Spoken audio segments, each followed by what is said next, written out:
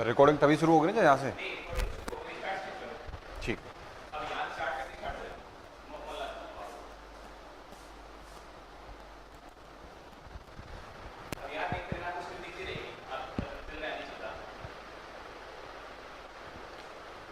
नमस्कार साथियों, Kapil commerce classes में आपका हार्दिक स्वागत, अभिनंदन।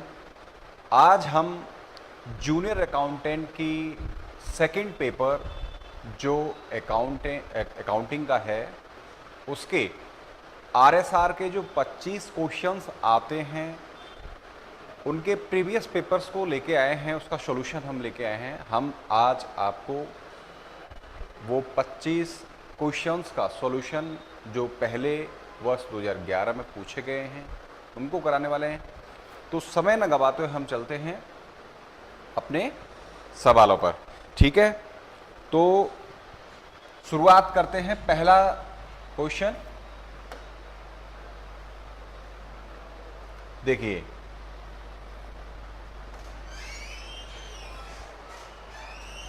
पहला सवाल है कि यदि किसी राजकीय सेवा में किसी पद पर आपका चयन हो जाता है तो आप 2 साल प्रोविजन पर रहते हैं। तो 2 साल प्रोविजन पर जब आप रहते हैं तो ये कब से प्रावधान किया गया है, ये सवाल है। ठीक है, तो इस सवाल का देखिए, मैं एक बार पुनः इसको रिपीट कर देता हूं सवाल को। चयनित प्रत्याशी का सीधी भर्ती से स्पष्ट रिक्ति के विरुद्ध जो परिवीक्षाधीन प्रशिक्षणार्थी के रूप में नियुक्ति का राजस्थान सेवा नियम में निम्न दिनांक से प्रावधान किया गया है। तो कब से किया गया है? ये आपका 20/1/2006 से किया गया है। ये डेट आपको एज इट इज याद रखनी है। ठीक है, कुछ चीजें ऐसी हैं जो आपको याद ही रखनी हैं। तो इसका सही आंसर क्या हो जाएगा आपका? 20 जनवरी 2006 से यहां पे ऐसा राजस्थान में प्रोबेशन पीरियड 2 साल का चलता है। ठीक है, अब अगला सवाल है,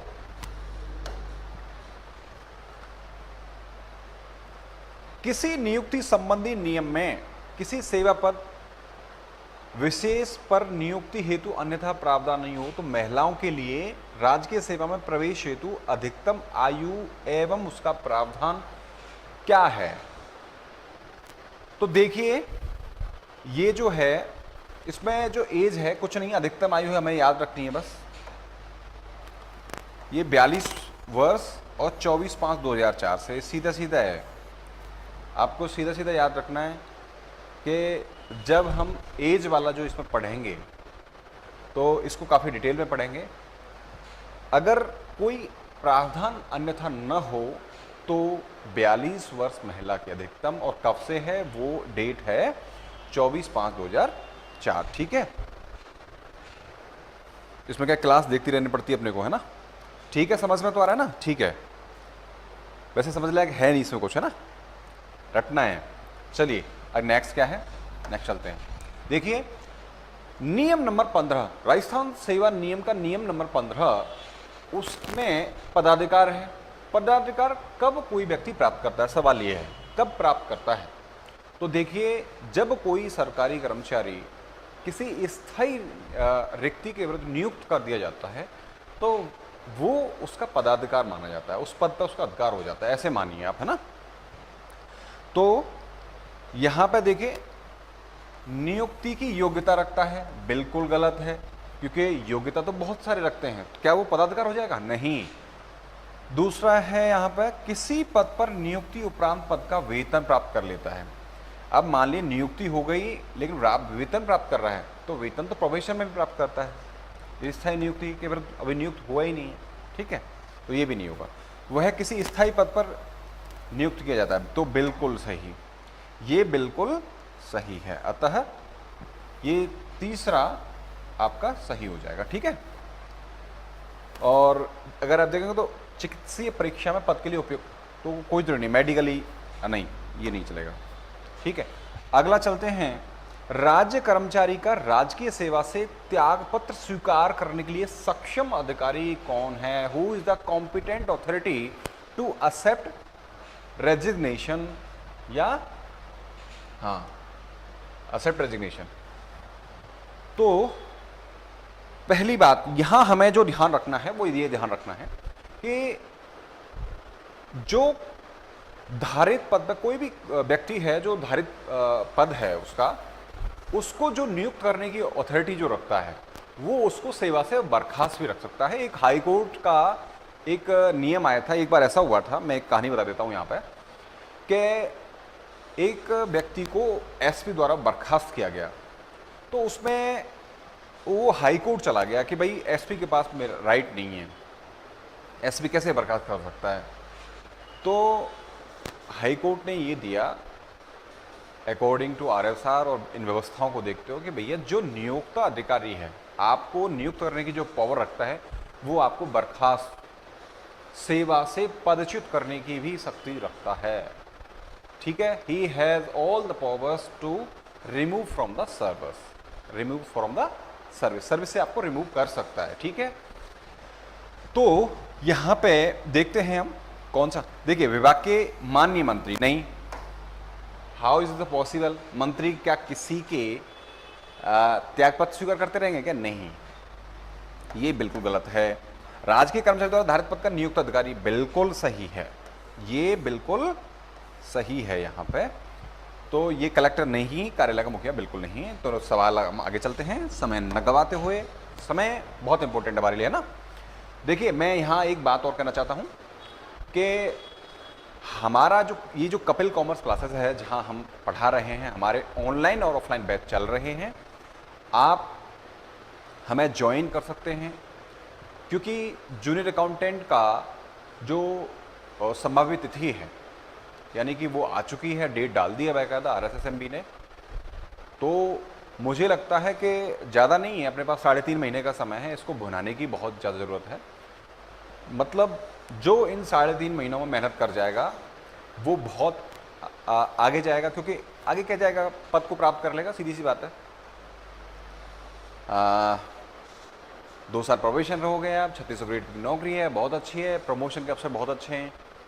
तो मेरी तो सलाह यही है, सेट जिन्होंने दे रखा है, ये एलिजिबिलिटी है graduation plus set, graduation level जिन्होंने कर रखा है वो इसके लिए पात्रता रखते हैं।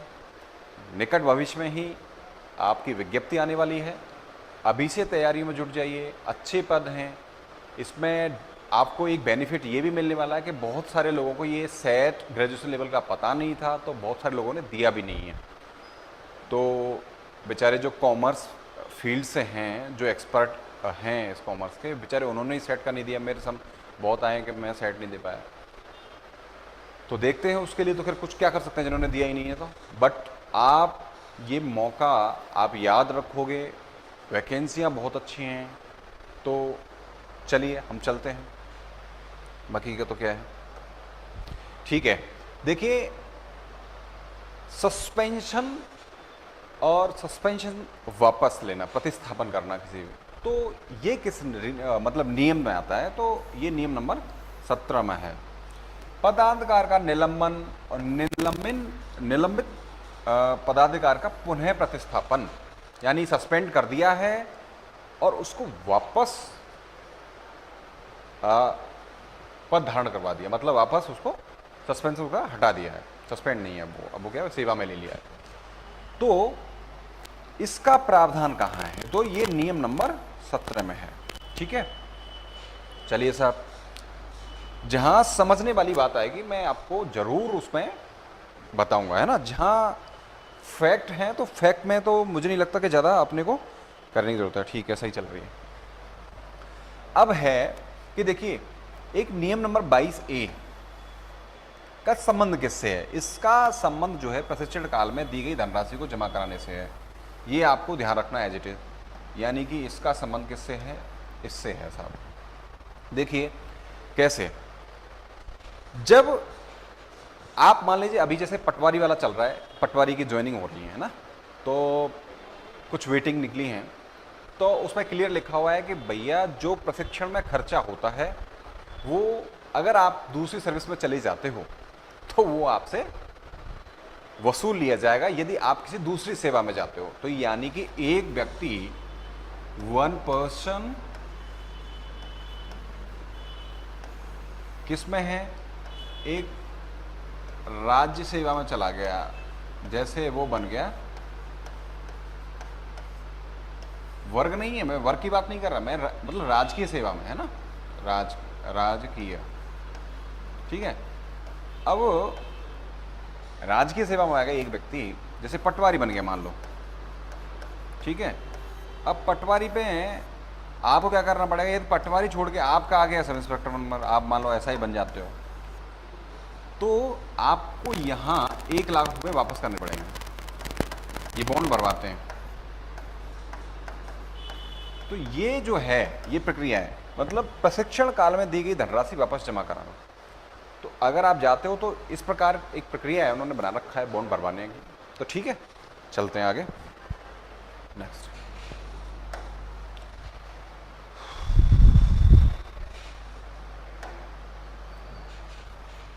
तो देखिए मैं पढ़ता हूं, 86 में एक नया प्रावधान किया गया है। किसमें? 86 में एक नया प्रावधान किया गया। क्या किया गया था?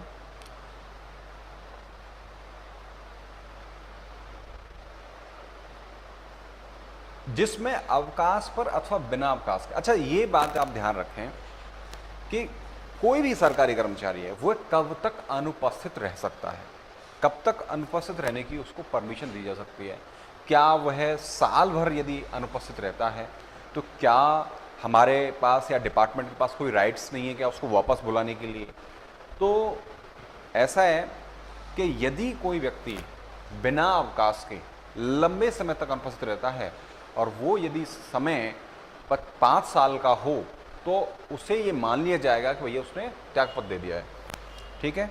तो इसमें आप ये ध्यान रखेंगे कि ये 2001 का है और 5 वर्ष इसमें समय है, ठीक है, ठीक है सर। नेक्स्ट क्वेश्चन, क्षतिपूरक भत्ते। अच्छा देखिए, कंपेंसेटरी अलाउंसेस, कंपेंसेटरी अलाउंसेस क्या होते हैं? क्षतिपूरक भत्ते, जब आप परिभाषा यानी जो अध्याय 2 हम राजस्थान सेवा नियम का जब पढ़ेंगे तो हम इस बात पर चर्चा करेंगे कि क्षतिपूरक भत्ते होते क्या हैं। तो क्षतिपूरक भत्ते एक्चुअली क्या है, उस सरकारी कर्मचारी को जो राजकाज करते समय, मान लीजिए कोई व्यक्ति गया डाक लेके गया अजमेर, तो वह राजकाज से गया, इस दौरान उसको बस की टिकट लेनी पड़ी, तो उसका स्वयं की जेब से उसने खर्चा किया। तो जब राजकाज को करते समय यदि किसी राजकीय कर्मचारी का कोई खर्चा हो जाता है तो उसकी पूर्ति हेतु जो भत्ता दिया जाता है वो क्षतिपूरक भत्ता कहलाता है, ठीक है। तो देखिए यहाँ पे जो राज्य को विशेष परिस्थितियों में व्यक्तिगत रूप से किए गए व्यय की पूर्ति हेतु दी जावे, तो ये बिल्कुल सही है, ये इसमें पहला ही है, ठीक है, यहाँ कोई दिक्कत नहीं है और डिटेल में हम पढ़ेंगे, कोई दिक्कत नहीं है इसमें, है ना। अच्छा, राजस्थान सेवा नियम के अनुसार रूपांतरित अवकाश से क्या अर्थ है? रूपांतरित अवकाश का मतलब सीधा सीधा है, अवकाशों का बहुत बड़ा चैप्टर है, अध्याय 10, 11 भी है, उसमें हम बहुत डीपली पढ़ेंगे इसको कि अवकाश होते क्या हैं, अवकाश और संयोजन कैसे प्राप्त होती हैं, कितने प्रकार के अवकाश मिलते हैं, प्रसूति अवकाश क्या है। तो ये बहुत सारे जो अवकाशों के प्रकार है, अवकाश और संयोजन कैसे होता है, किस डिपार्टमेंट में, जैसे एजुकेशन डिपार्टमेंट उसमें कितनी पीएल मिलती हैं, आपका पुलिस डिपार्टमेंट में उसमें क्या प्रोविजंस हैं, और जैसे आरएसी है उसमें क्या है, बैकअप दे रखे हैं अलग अलग, ठीक है। तो रूपांतरित अवकाश का सीधा सा मतलब है, जब कभी आप मेडिकल लेते हो ना तो वो वाला अवकाश रूपांतरित अवकाश है। आप मेडिकल लाओगे, आपके रूपांतरित अवकाश आपको स्वीकृत कर दिया जाएगा। तो जो कर्मचारी के स्वयं की अस्वस्थता के कारण जो आपको क्या है, ऑथराइज जो डॉक्टर है वो मेडिकल सर्टिफिकेट देगा, उसके आधार पर दी जाती है। तो ठीक है, इसमें आंसर आपका चौथा हो जाएगा, ठीक है साहब। अब चलते हैं अपन आगे। हो तो ये हो गया अपना, ठीक है।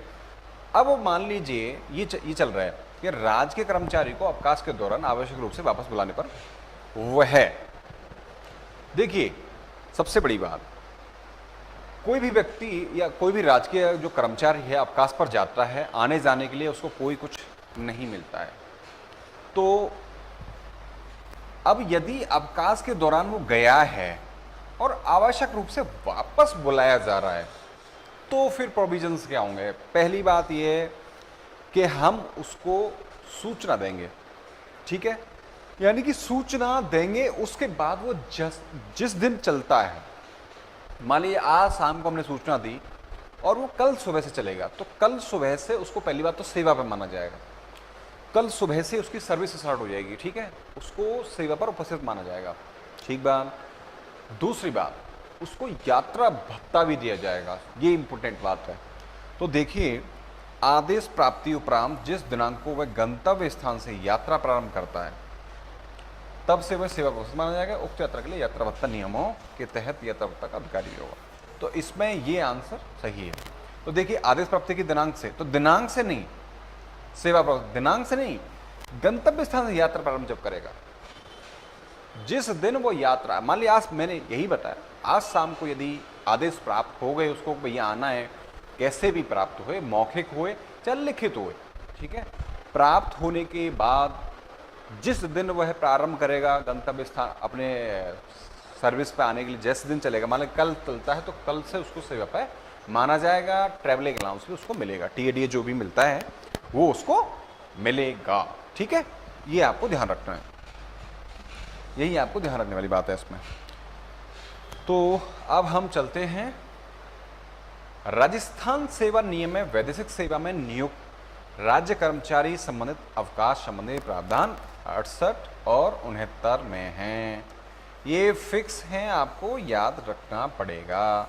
जब हम डिटेल में पढ़ेंगे तो हम 68 में पढ़ेंगे कि भैया नियम नंबर जो 68 है वो आपको जानकारी देने, मतलब जानकारी प्राप्त कराने वाला है कि भैया वैदेशिक सेवा में जो जा रहा है तो उसको बता दो कि भैया ये आपको अवकाश मिलने वाले हैं ये, और प्रारूप जो है वो इसमें है, ठीक है साहब। तो ये आपका 68 को, ठीक है। तो अगला अपन चलते हैं, ठीक है, राजस्थान सेवा नियम के 64 प्रावधान। तो देखिए,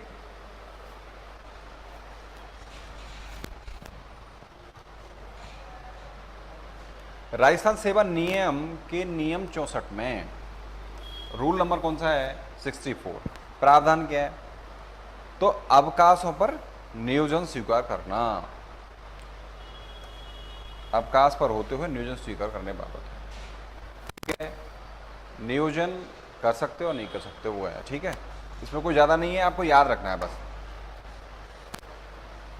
अब अगला है अराजपत्रित कर्मचारियों का अवकाश लेखे के संधारण के संदर्भ में बाबत प्रावधान। यहाँ शब्द इसको पकड़ना है, हमें पकड़ना है शब्द, क्या लिखा हुआ है? अराजपत्रित, नॉन गजेटेड जो एम्प्लॉयज़ हैं उनके जो क्या कहते हैं आपको लीव अकाउंट रखे जाएंगे। जो लीव अकाउंट है नॉन गजेटेड ऑफिसर्स के, उनको किस नियम के तहत संधारित किया जाएगा ये इसमें है। तो किस रूल में है? पहली बात तो ये है कि 87 जो रूल नंबर 87 है उसमें ये लिखा हुआ है, नियम जो 87 है इसमें ये लिखा हुआ है कि भैया ऐसा है कि अवकाश जो लेखा है यानी लीव अकाउंट है उसका संधारण किया जाएगा। अवकाश लेखा क्या किया जाएगा? संधारित किया जाएगा। और आपका 87 जो क है, यहाँ मैं इसको ऐसे कर देता हूँ 87 क, ठीक है। फर्स्ट में क्या है? राजपत्रित,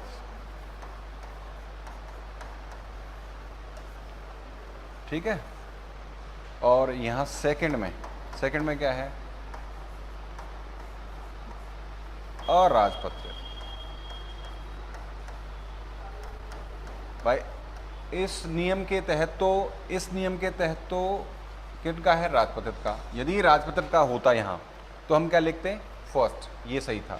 अभी कौन सही है? ये वाला। तो यहाँ ये ध्यान रखना है अपने को, विशेष रूप से इसका ध्यान रखना है, ठीक है। आगे अपन चलते हैं, ये अपना हो गया 14, ठीक है। तो अब अपन चलते हैं अगले वाले पे। तो अगले वाले पे क्या है, हाँ, राजकीय महिला कर्मचारी को देय प्रसूति अवकाश के दिनों की संख्या 135 से 180 किया गया है, ठीक है। जैसे कि राजस्थान सेवा नियम के किस नियम में है, पहली बात तो हमें बताना है किस नियम में है, उक्त प्रावधान कब से, तो कब से बताना है। तो नियम नंबर तो इसका है 103, ठीक है, ये तो अपन जानते ही हैं 103 है, ठीक है। और बस इसका ध्यान रखना है 11-10 कहाँ पे है, ये वाला 103 तो ठीक है, यहाँ भी 103 है। तो ये जो डेट है इसका ध्यान रखना है अपने को। पहले 135 दिन का अवकाश मिलता था, अभी कितने का मिल रहा है, अभी जो अवकाश है वो मिल रहा है 180 दिन, लगभग 6 महीने। इसकी भी बढ़ाने की बात चल रही है, इसको 9 महीने किया जाना प्रस्तावित है, चल रही है चर्चा। अभी ऐसा कोई बिल अभी तक आया नहीं है, चल रहा है कि 9 महीने किया जा सकता है, ठीक है, कोई दिक्कत नहीं है। आगे चलते हैं, मस्त रहो और स्वस्थ रहो, ठीक है। तो जो पितृत्व अवकाश है, इसमें जो पितृत्व अवकाश का प्रावधान है किस नियम में जोड़ा गया है, तो पितृत्व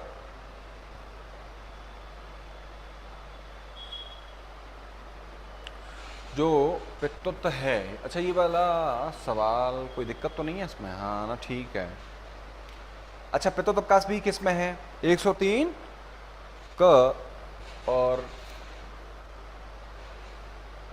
देखिए इसमें ख है, इसमें ख है, तो क में है, हम जानते हैं, तो होगा तो इनमें से।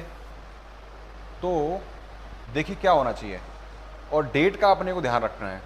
तो देखो 103 में एक कम कर दो तो 2002, तो 2002 ऐसे मानो। तो ये वाला नियम 103 है और 2002 में है, ऐसे याद रख सकते हो इसको। यदि याद नहीं भी रहे तो ऐसे याद रख सकते हो। इसका आंसर हो जाएगा सेकेंड, ठीक है। 2 बार निशान लगा दिया, इसीलिए मैंने लगा दिया है। चलो अब चलते हैं अपना अगला क्वेश्चन। राजस्थान सेवा नियम में अध्ययन अवकाश संबंधी जो प्रावधान है उपलब्ध, राजस्थान सेवा नियम में अध्ययन अवकाश संबंधी प्रावधान उपलब्ध हैं, तो कौन से नियम में है। ओहो, ये सवाल तो उन्होंने गलत रख दिया, चलो कोई बात नहीं, देखो बात कर लेते हैं इस पर भी। देखिए बात चल रही है स्टडी लीव की, तो स्टडी लीव हम कितनी ले सकते हैं, 2 ईयर्स अपने पूरे जीवन काल में। कब में, ऑल ओवर, मतलब लाइफ टाइम। ये लाइफ टाइम की बात है कि आप अपनी लाइफ में यानी सर्विस में, लाइफ टाइम में सर्विस कहें तो ज़्यादा अच्छा है, सर्विस में 2 साल का अधिकतम अपने स्टडी लीव ले सकते हैं।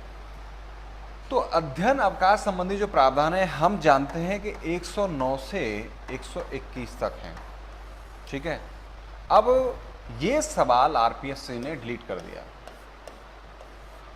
डिलीटेड,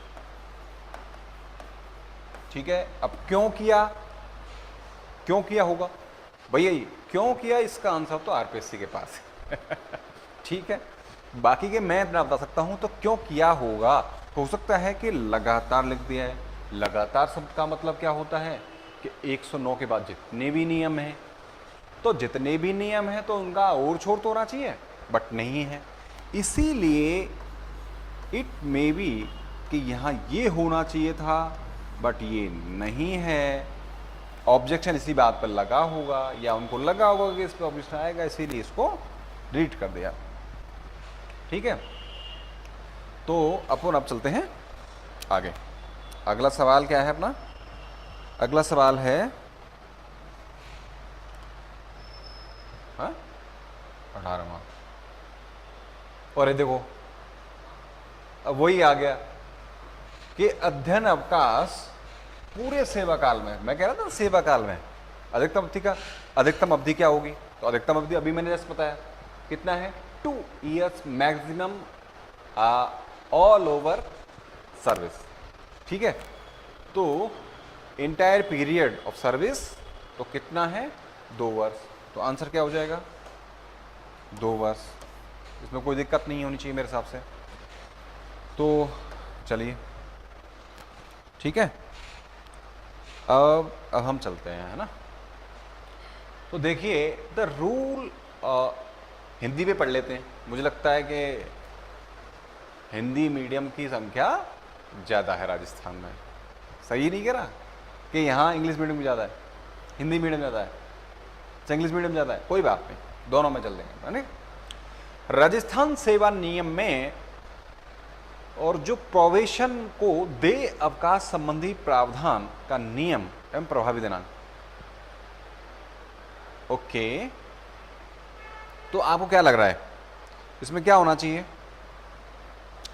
तो देखो, जो देय अवकाश संबंधी प्रावधान है वो 122 पे है, ये तो ठीक है। बट अच्छा, ये भी डिलीटेड है सवाल, ठीक है, ये ध्यान रखेंगे, ये भी डिलीट हुआ था। और क्यों हुआ था उसका भी रीजन है। इसमें ये था कि 15/2/2012 और नियम,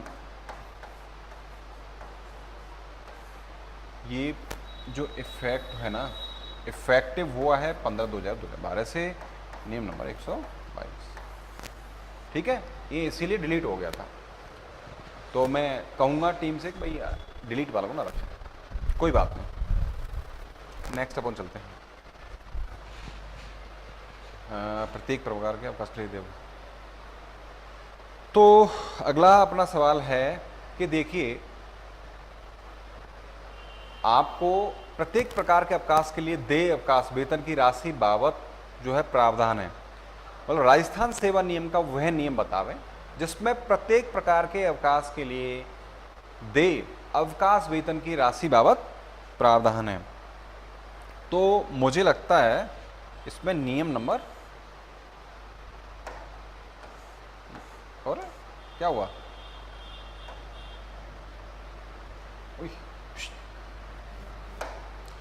तो इसमें गलत, ये वाला 97 लग जाएगा। ठीक है, मतलब रूल नंबर जो 97 है उसमें ये प्रावधान है कि आपने क्या लिया है, अवकाश लिया है। प्रत्येक प्रकार के अवकाश के लिए अवकाश वेतन की राशि आपका, मतलब सीधी सी बात है, इतना टिपिकल में नहीं जाना है। इसका मतलब सीधा सीधा ये है कि आपका वेतन नहीं कटेगा, आपको सैलरी मिलती रहेगी, छुट्टी गए तो भी। ठीक है, इसका मतलब सीधा सीधा ये। ठीक है, राजस्थान सेवा नियम के 96 में क्या है, तो 96 में क्या है आपका असाधारण अवकाश। क्या है, असाधारण अवकाश है भैया। इसमें आपको कुछ नहीं करना है, 96 क्या है, असाधारण अवकाश। और 97 में अभी बताया, 97 में क्या है आपका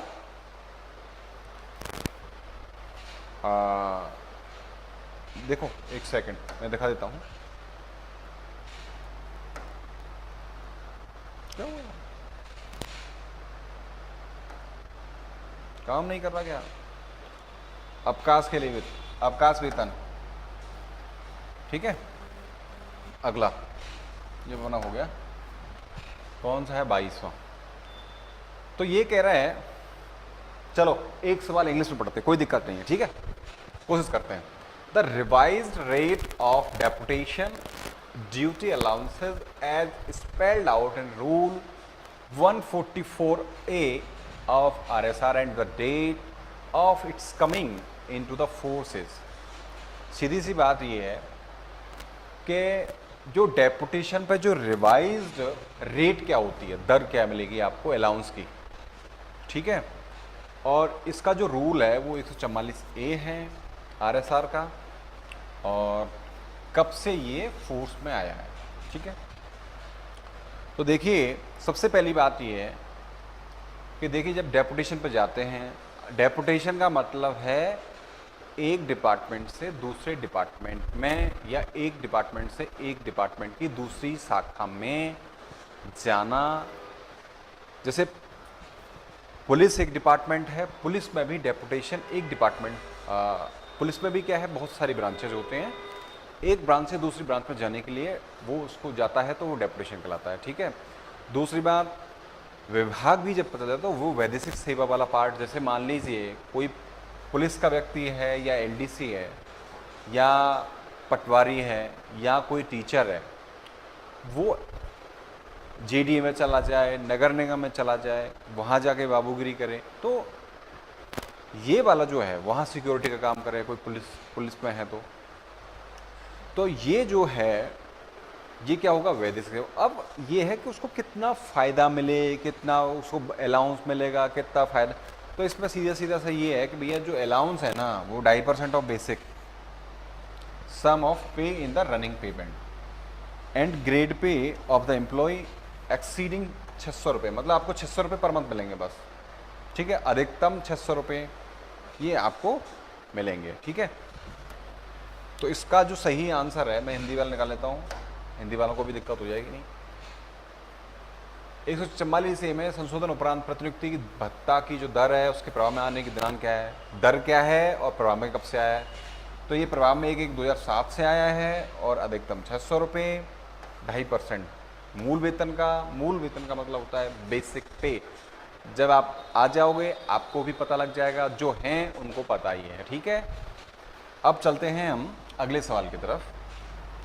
तो नेक्स्ट है अपना, हाँ, राज्य कर्मचारी के लिखित आवेदन करने पर कर्मचारी की जो सेवा पुस्तिका है उसकी द्वितीय प्रति निम्न राशि जमा कराने पर, तो इसमें कुछ नहीं है, 1 रुपया देकर आप उस प्रति को प्राप्त कर सकते हैं। ये हम पढ़ेंगे जो रिकॉर्ड, मतलब सर्विस रिकॉर्ड जब रखेंगे, हर राज्य के कर्मचारी का सर्विस रिकॉर्ड रखा जाता है, उसको बोलते हैं शॉर्ट में एसआर। एसआर एक ऐसी फाइल होती है जिसमें रिकॉर्ड रहता है उसके भर्ती दिनांक से लेके जब तक क्लास में, बेटा करूं मैं ना,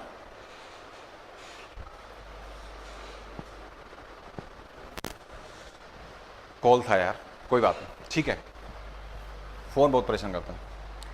तो 1 रुपया, ठीक है,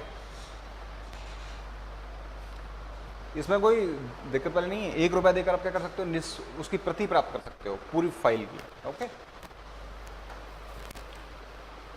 फिर इसमें ये भी प्रावधान है, जैसे कि आपने मान लो प्रति प्राप्त कर ली और बाई चांस वो वाली एसआर खो गई तो आपसे वो प्रति प्राप्त की जा सकती है, ठीक है, वो पढ़ेंगे बाद में है उसकी।